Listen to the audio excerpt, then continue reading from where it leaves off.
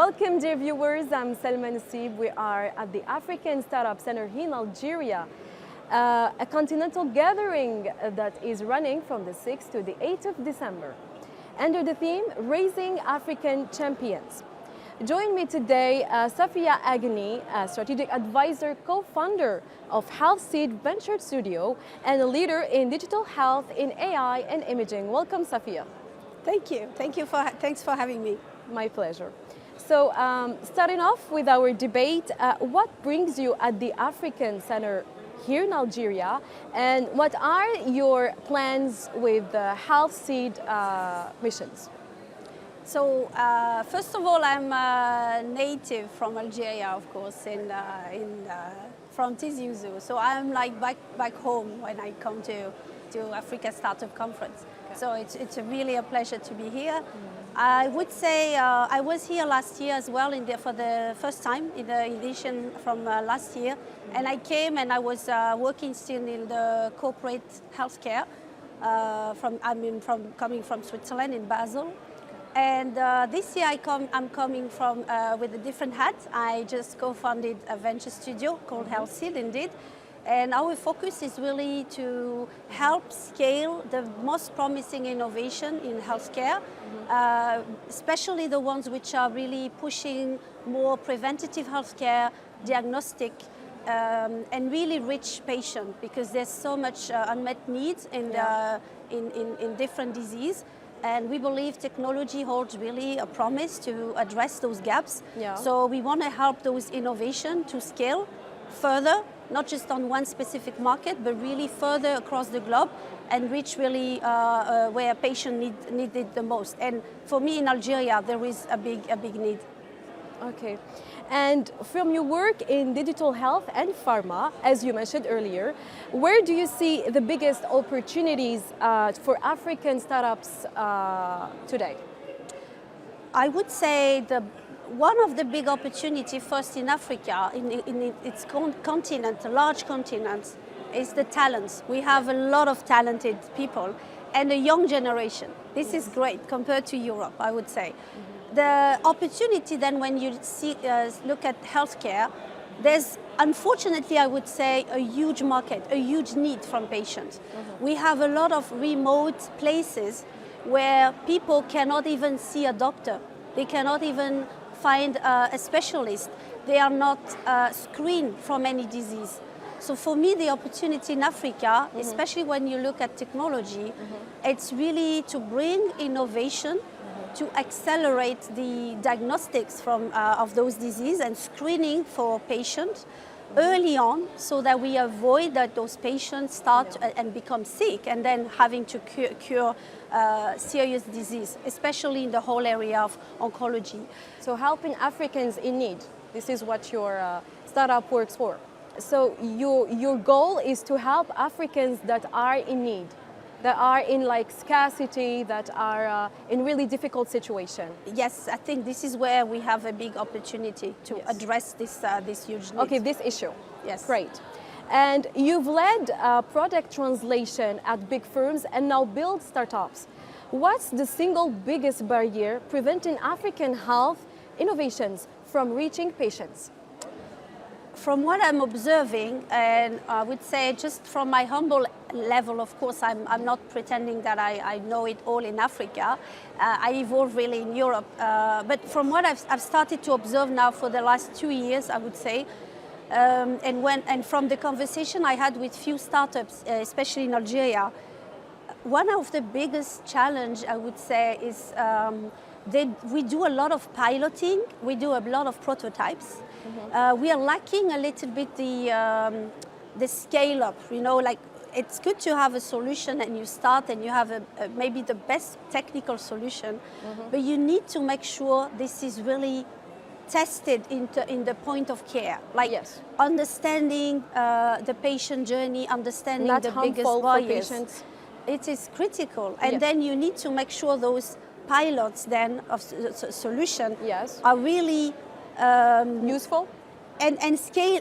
You can scale them, because it's not enough to have a prototype. So I've seen a lot of prototype solution, but Yes. not enough startups which are scaling solution and reaching patients. Yes, yes. You work on evidence and regulatory readiness. How can startups prepare clinical or regulatory evidence affordably and fast enough for scale? That may be the biggest challenge for me that Yes. I observe. So I was attending an event with few startups when in the sidelines of the Africa Startup Conference the last 2 days. And speaking with those startups, I realized they are not able to articulate what is the medical claim they are having with their solution. Most of the co-founders, they are from technology university and AI, and they're brilliant minds, but I was They're lacking. experts in their field. They're experts. They're Yes. lacking a bit the medical. So I think it's critical in those startups to really make sure they have the scientific and medical knowledge Yes. and articulate what is the medical need they have, and then start to gather data and what Yes. we call evidence generation in the jargon of medical solution, so that they have because they have to prove that the solution works. Without data, Yes. there's nothing. So the technology is not enough alone Until You need to data is build- provided. Exactly. Okay. And moving on to the next question, which is, you lead women in tech Switzerland. What must Africa do to boost women funders and close gender gaps on innovation today? I would say this question would be really valid Yes. everywhere. Honestly, Europe could also learn from Africa from Yes. that perspective. I've met lots of fantastic and brilliant women founders. I think the challenge is what I also observe in Switzerland. Yes. We are lacking to see those women in the investment area. So when women founders are pitching in front of investors, for example, Yes. we know from the data that very few are really managing to fundraise for their Yes. innovation. Yeah. So I'd love to see more women in the So area of it's more venture challenging capital. for women than men, obviously. It is a fact. It from is a data. fact. It is Yeah, a fact. yeah. Now I think when we're gonna get more women on the other side, on the VC side, Yeah. I'm sure this is gonna change. And then we need also to show more role model of women who Yes. are successful, to also inspire the younger generation Other women. to Okay. embrace that. Okay. So if you had 30 seconds of young African founders at this conference here in Algiers, what's the single most important thing you would focus on? I would say I would urge them to really first focus on what are they trying to solve with their innovation. Yeah. I hear a lot of, I would say, talk about innovation and AI. AI becomes such a buzzword. And I know it holds a huge promises, but they have to first understand what is the problem they're solving, Yes. and show the outcome that they will achieve, instead of showing, oh, I have an app and I'm going to have many users.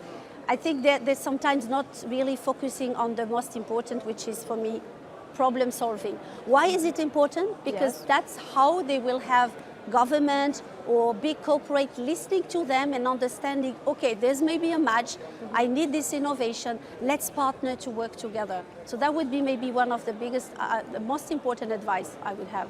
Okay. And how should startups measure real health impact, not just users or revenue? And what are the metrics that we should focus on? Oh, it's all about impact. Yes. So for me, they need to understand what are they trying to address as a challenge. Gather data, we spoke Yes. about that. Start small. I think, when you are touching on such a big unmet need in any specific disease, you should start with some first prototype, de-risk And your don't go bigger. solution. Yes. Exactly, de-risk, start Yes. within. So gradually, refining, yes. and show that you're really making an impact, collecting really data. Yes. If you do that, then you can really prove, and you do what we call really de-risking your solution, and then you start to have a solution where we can really invest in it because we see the potential.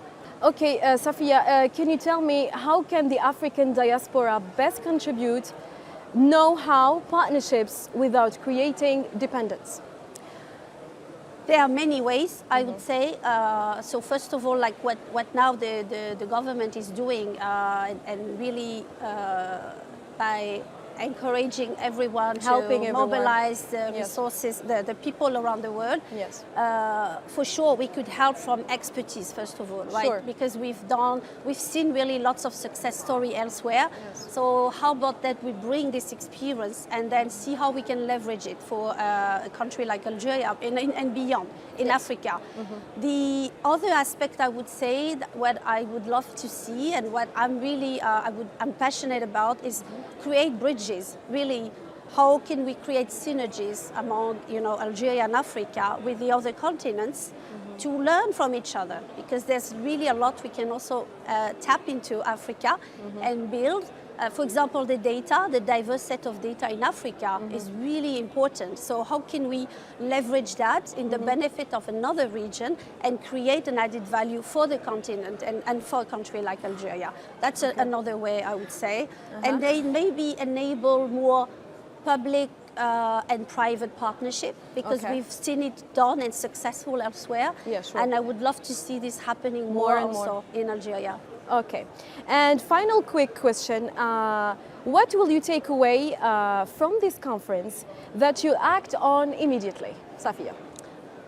We are not yet at the end of the conference, but I would say what I'm very happy about is I met already fantastic people from not just Algeria diaspora, but also other African countries. And we've already identified many ways we can really partner and work together, building synergies. So I think it's already for me a big win. We have very specific initiative where we agreed that we will follow up. And it's all about joining forces.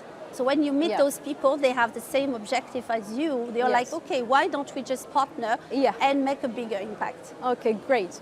So thank you, Safia. Really useful. We will be following the conference this week as Africa pushes to raise its African champions. This was Safia Aghini, strategic advisor and co-founder of Healthtech. I'm Selma Nassib. Stay with Al24 News and take care.